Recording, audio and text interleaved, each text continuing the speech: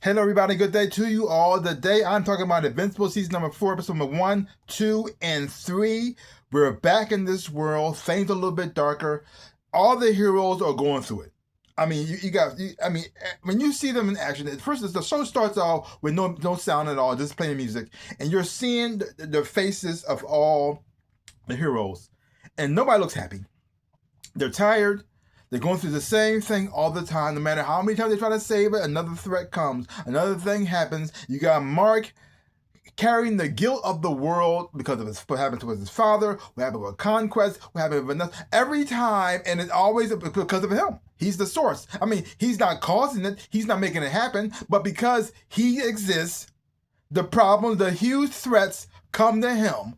And then those huge threats killed a lot of people, and then they just leave. He left for the consequences, and he just and so now he feels as though I can't sleep, I can't rest, I can't even eat. I got to do this. And then you have what's going on with his brother Oliver, who was like, you couldn't keep him in the house when he was younger. You couldn't keep him in the house. Now he's a little bit older now. And he's like this, dude, I've been doing this all day long. I don't feel like doing this anymore. Can't make this, can else just do it? I can't. How many times can I save the world? I can't save it for so many times. I almost died the first time. I can't just relax. And then you have with Debbie seeing her sons going through this as well too, seeing Mark getting darker and darker. You got Oliver losing like little. I feel like he's losing his brother as well too, and they're just going through it. And Mark made a promise that from last season that the next time he sees a threat that's gonna that he feels as though if putting him in jail is not gonna stop it. I gotta put him down.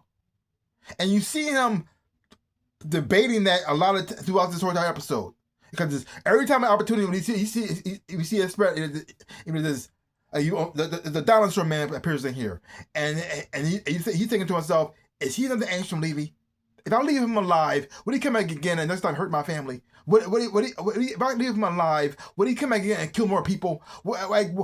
Is it because he get locked up don't mean he's gonna stay locked up? The Molar twins kept coming out multiple times. So I just what should I do? Should I kill him? And even when he went back into his human form and the guy was pleading for his life, and you could tell in that moment he said, maybe I should just pop your head off. Pop your head off and call it a day, and then that's that. I'm gonna worry about you ever again. Maybe that's what we should do to all of y'all. Because I'm tired of this. Like, how can it always be a threat? How can it always be something else? Y'all got to go. The prison's not seeing the whole thing, y'all. And you see them like going through this here because there's a lot of things happening here. We get introduced to the Sigwards come back. Like, we got that situation. We also got introduced to some alien woman who's trying to steal all the energy from the world for her own planet. We got Eve going through her powers, which and stuff as well too. So we got a lot of things going on, and then the final straw happens, and Mark probably makes that decision. He said, "Well, he got to go." Could there have been a better option? Is this the right way to go? Things I don't understand what happened. I don't understand why he made that decision. I don't really disagree with him. Maybe this wasn't the right person to do it with. I don't know. I don't know. Even Robot came around to it when he had one of those Sigwards inside of him. Which also makes you think, hopefully that's over. The Sigwards thing is over, right? Maybe, possibly. I don't know. Because not only did the Sigwards come back, but in later episodes you got the whole thing going on with the I forgot the alien thing, what they're called. They come back as well too. But in the second episode, we get more of a backstory on Nolan, and you guys see who his parents are, how he was growing up, how he was raised, and you fully get an understanding who he is as a person, why he thinks the way he thinks, and seeing him turn around is why that's such a big deal. Because this boy has been raised from birth to be a warrior, raised from birth that strength is the only thing that matters, weakness should be killed and killed off. To see the fact he's willing to kill a child because they wasn't going to get the answer to a question right. Not fighting, just getting the answer to a question. Also got introduced to the virus that took out, wiped out majority of all the Viltrumites. And also seeing how he went through the virus as well too, and then survived through it. We got the origin of where the virus come from, and who made it as well. And for the first time ever, even though the Viltrumites was awful and horrible, and I still think they're horrible, they need to be stopped. But I actually felt sorry for them in this episode, getting the backstory and seeing so many people just dying from this virus and they had no control over it. And watching, it wasn't like a few of them that died. It was billions of them. And the thing is, there's so many of them that the ring around the planet is just dead Viltrumites. That's all it is. I was like, holy mother, that's insane. The gravitational pull just made a ring around it. This is dead. Like that's insanity. The visual of that alone was like this. Holy mother.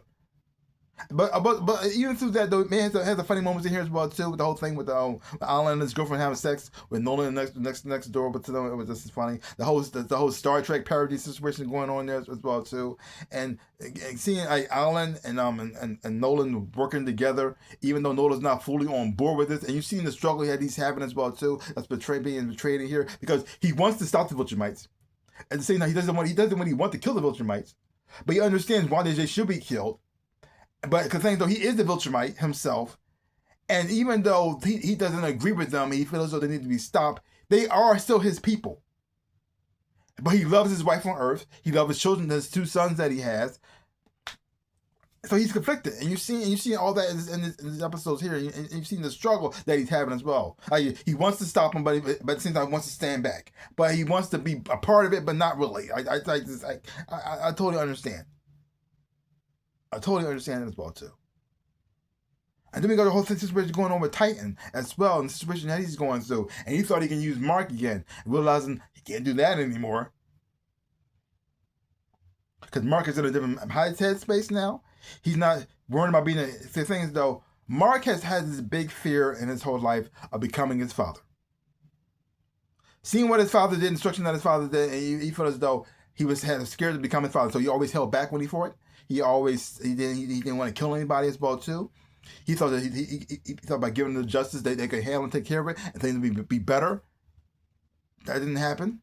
So now you got a Mark that's pretty much saying that you already killed somebody and start to think, are these lives really that important? Should I keep them alive so they're gonna keep them like Titan? This dude has used me twice, almost got me killed, and so now he used my brother, almost got him killed, and now this time he didn't even bother to listen to what his intentions were. Because a lot of times you listen to a story, or I got to text somebody, or I got blah blah blah, and he went on with it. This time I don't care anymore. I don't care who you're trying to save. I don't care who you're trying to protect. All I see is my brother almost died because he had to fight a dragon for your purposes, and using somebody else in my family again. So you can't use me, so you can't use my brother. No, you got to go. Your intentions may not be to hurt me, but you're willing to get me hurt or use me for your purposes. No, this is bad. You got to go. And the only reason he didn't kill Titan because Oliver like this, that scared him, and that's a huge change. Because Oliver back in the day would have just killed him. He would have said, if he went back a couple more months, Oliver would have just kill him. Let's kill him. But now you're like this. Whoa, wait a minute. Wait. Can we talk about this? And his Mark is trying to almost beat him to death. And seeing like, and then also seeing the realization that a Titan expression of like this. Oh, I picked the wrong guy. I think I messed up. I can't use him like I did anymore. He's not that guy anymore. But forces his hand to rejoin the villain thing. Interesting. How things come full circle at the same time. We also got other side stories going on here. We got Robot, and we got Monster Girl stuck with the aliens on their planet. Looking forward to seeing that storyline. That's going to be very interesting. All I got to say is Happy Father's Day.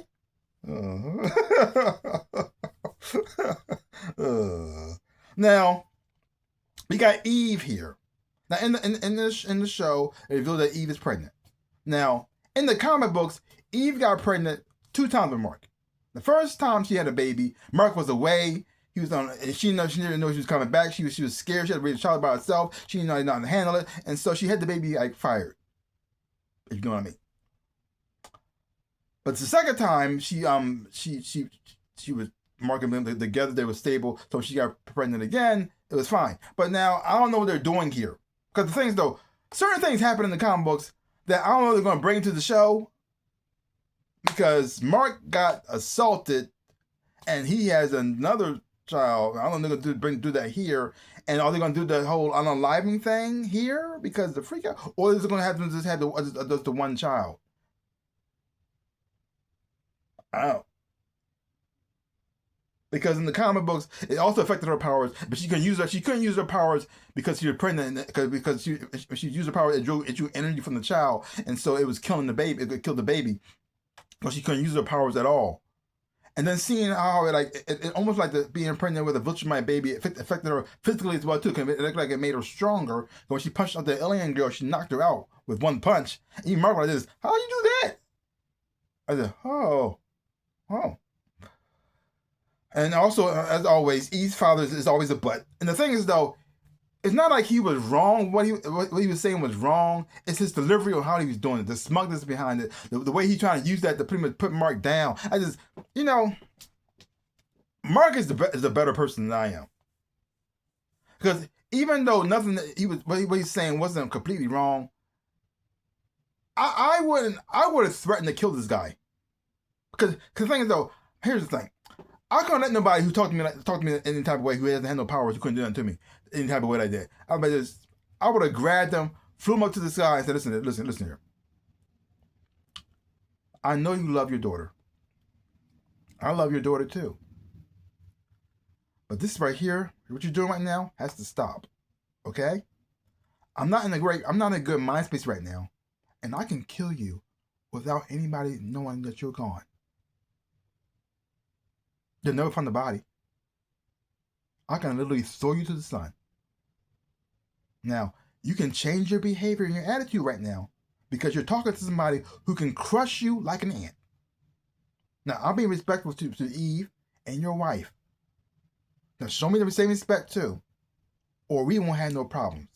Are we going to have a problem? Because I could just drop you right now, and the next thing you know, fly your behind to space, and then we will never see you again. Ever. We can do that. And I'll be back before anybody even knows that you were gone. Now, I'm going to fly you back to Earth and let you know who you think you're talking to. Because you ain't talking to me. Now, next time I see you again, you're going to show me respect. You're going to show your daughter respect. You're going to show your wife respect. Attitude's going to change today. Brand new day, my friend. You can be a brand new man. You can be the best husband and father you ever going to be.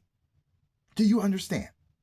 And I would slowly fly him back to the ground and let him know who's in charge. Because it ain't him. And no way in the world, I let this dude try to bully me. I said, no, not happening. Now, I wouldn't hurt him. I wouldn't physically. I just let him know, you don't have no power here. None. Now behave. But that would just be me. But good thing I don't have powers. So that would have been rough. But overall, great 3 episodes. I'm really enjoying the tone. Animation is so far has done an amazing job as well. So this is going to be a rough season. Because right from the first episode alone, you got the whole tone of how everything's going to be. It's going to get dark. It's going to be messy, but at the same time, it's going to be awesome. So leave your comments down below. Let me know what you thought of these episodes of Invincible. If you haven't watched it, check it out for yourself. Hopefully you're watching, you enjoy having watching it too. Leave comments down below. Give the channel a like, hit the thumbs up. Shabu. Also, links down below. Connect with all social media as well too. Also to my shops, my T Public store, my Teespring store, my Redbubble store as well too. I sell shirts and socks, everything and whatnot.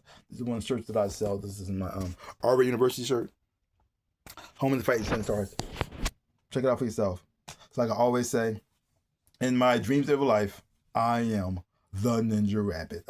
Peace out, peoples.